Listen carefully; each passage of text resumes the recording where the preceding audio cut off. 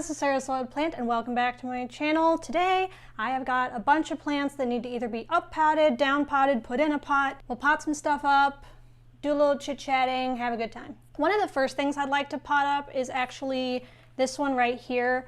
I will insert some footage next to me here showing when I got this plant back in October. It has exploded. I know I use that term a lot, but this thing is going crazy. It's super happy in my little greenhouse. It's getting, you know, some light from a western window, but for the most part, it's getting the LED lights that I have in my greenhouse, and it's loving it. And these leaves are so huge and just like luscious and just divine. And I definitely want to get this in a pot.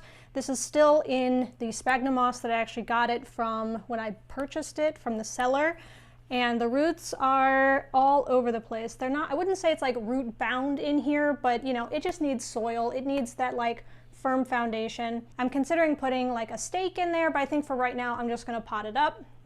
And I'm gonna pot it up into this one here. It's clear, so I can keep an eye on the roots.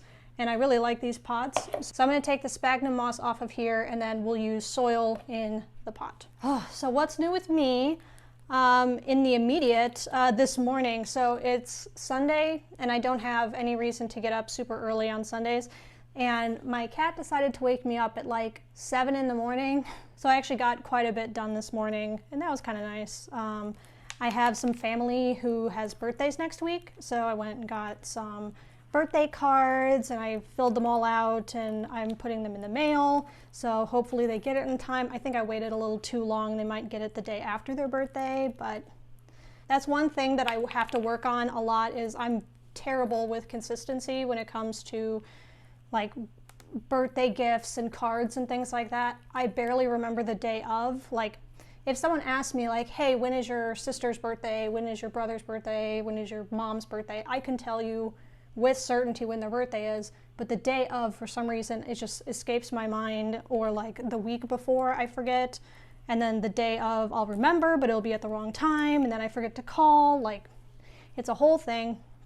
My brain just doesn't work well for that kind of thing. If there's not an alert on my phone, I will forget to do something. So I feel bad for my family that they get inconsistent birthday greetings and whatnot. So this is pretty wound up in there. I am gonna do my best to not rip roots, but holy cow, there's so many. Fast forward to now, I have been working on this sphagnum root ball for like an hour, maybe, trying to pull all this off.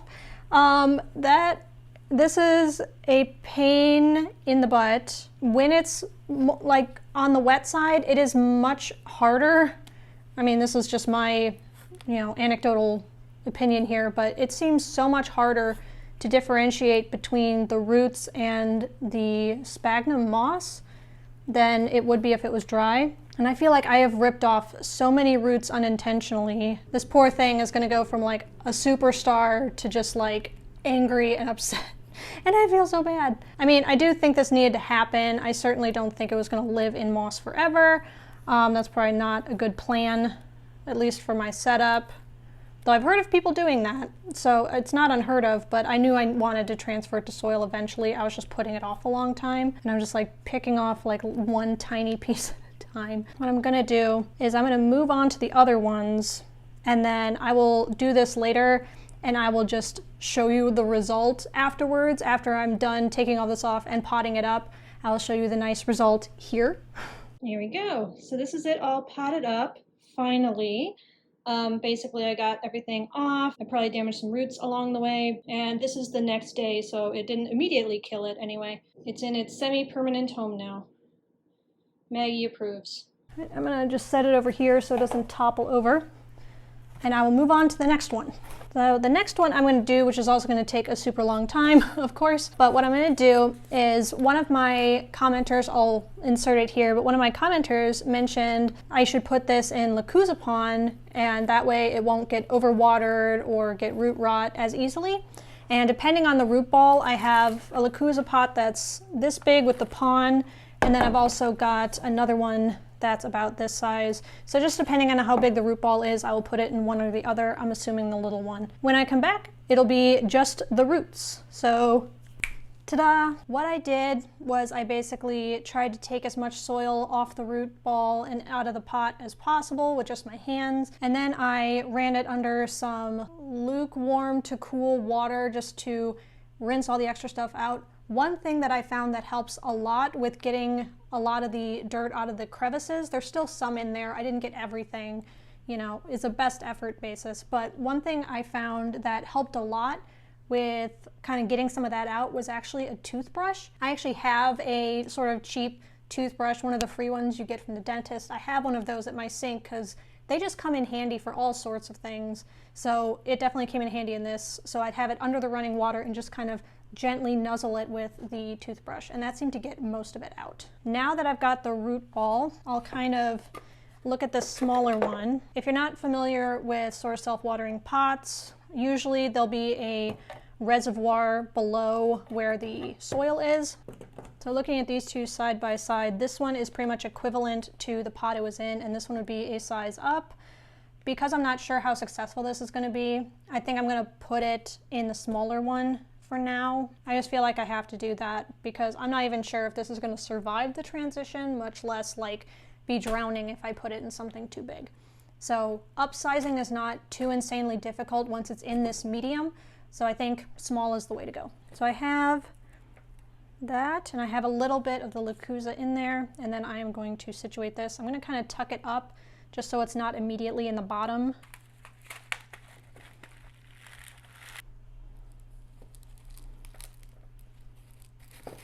Go on the other side. And there we go. I'm gonna even this out a little bit. So I will slip that in here. Yeah, so that looks pretty good. I'm gonna make sure I water it and that the little indicator is at the max point, and then that one should be good. Next, I think I'm going to go for this Syngonium albo. When I potted this up last spring, summer sometime, I ended up putting it in a pot that was probably too large for it because it was the only pot I had. All the other ones were much bigger than it. And I hope that because it was shallower, you know, it's not like, it's usually a couple or an inch or two longer.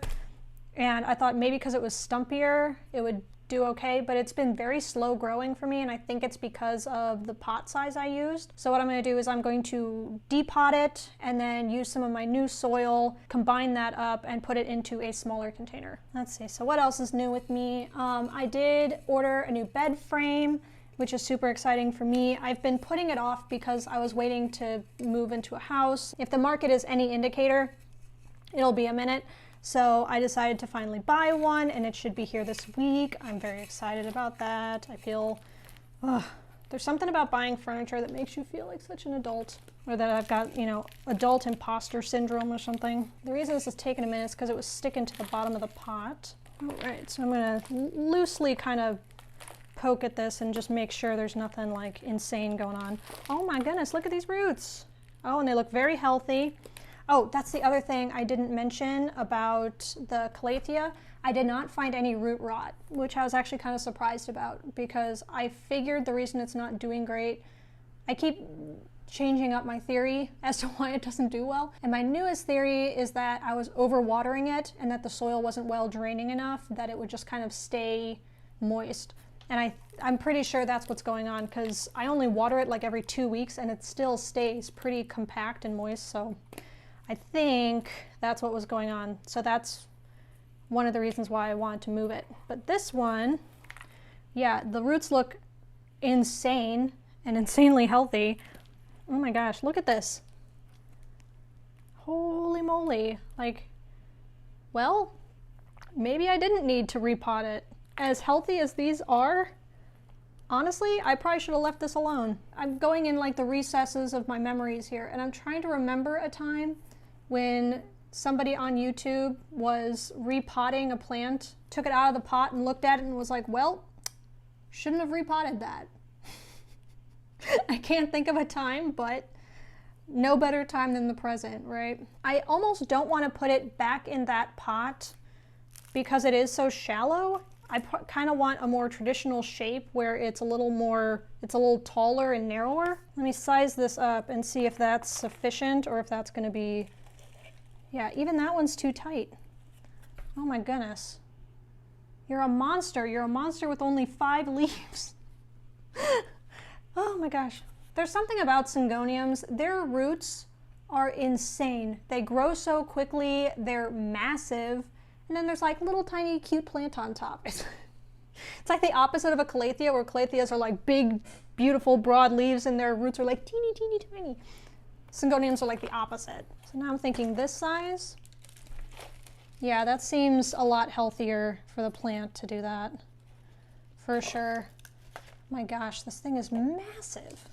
Massive. I'm going to place this in here and trying not to put it in a location where it will start spiraling. Kind of trying to mix it up a little bit. All right, so now I'm going to backfill the rest of that with my new soil. Might take up the whole entire thing. So yeah, I've got the house stuff. I bought a bed frame.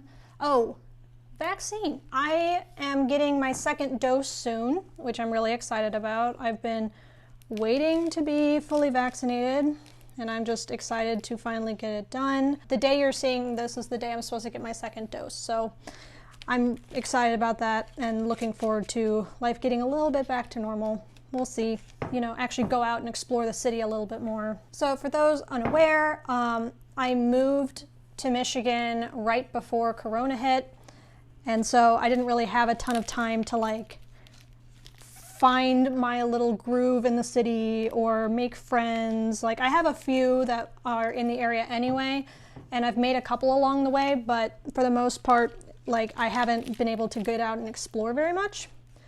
And so I was telling a coworker about this, a coworker that I like a lot, and he was saying how, oh, you know, what type of areas do you hang out in? And I mentioned, and he's like, oh, that's not where you need to be hanging out. I know the spots where you need to be hanging out.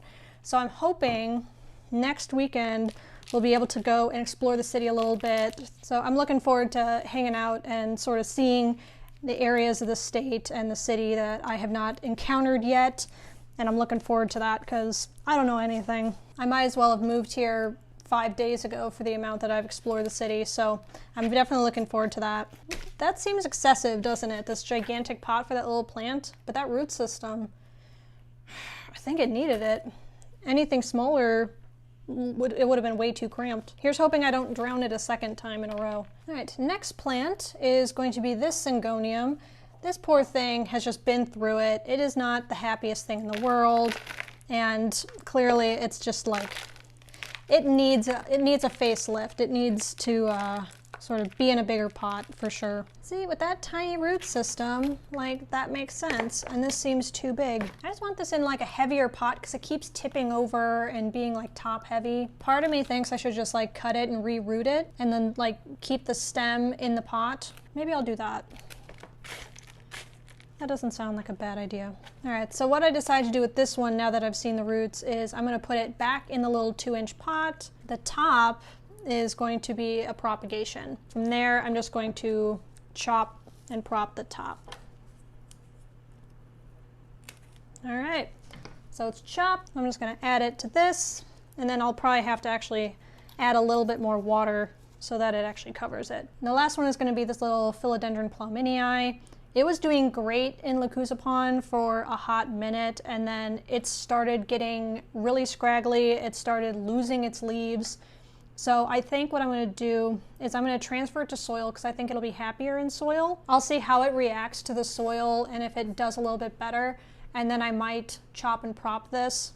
There's no secret of my love of my Philodendron pluminii. I've got this one, I've got this cutting right here, and I've got my big daddy in the greenhouse. All 3 of them are not doing great. The big one I over-fertilized, and so it's been struggling to sort of, you know, repair itself. See, this is so much easier to switch out than moss or sphagnum. Doesn't look, oop, there's a little bit of root rot in there. I've got that off. All right, and it looks okay. So I'm gonna take this pot, I think. That seems like a good size. And just plonk her right in the center there. Ooh, one thing I do wanna talk about. I just started a show called Outlander, and I'm only 1 episode in, and I'm kind of on the fence about it. It was on my list for a long time as a show I wanted to watch. It's some people's favorite show on television, period. So I definitely want to watch it, but the first episode is a little dry. I don't know. Maybe it's because I kind of knew the premise of the show before I watched it. I mean, you can't have a show on the air for 4 seasons and not have a little bit of background as to what it is. I will end up watching that, but I wanted to see if any of you guys have seen it and if you like it, if you recommend it to people, if it's one of your favorites, if you don't like it. I'm just curious because I'm going to start watching that. That's probably going to be my next series that I'm watching. I try to watch no more than 2 or 3 shows at a time, just to sort of keep my mind straight on whatever I happen to be watching, and just so I can appreciate it more and not have to remember characters or what's going on in the story and the plot line. There you go, and I can put it right in the calathea basket since she's not going to be using it anymore. All right, this is a whole mess. Like I said, I've got this Philodendron 69686 that I'm going to be potting up, but you'll have seen it already potted up at this point. But that's what I'm going to be working on after I finish cleaning up a little bit. I'm just obsessed with spring, and this is my first spring with this many plants. I had a good amount last year, but I feel like my collection was like on the growing end of things, and now it's like established. I'm really excited to see what grows and what sort of blossoms and kind of becomes its own thing. Very, very excited about that. Hopefully these ones will be among them. Thank you so much for watching, and I'll catch you next time. Bye!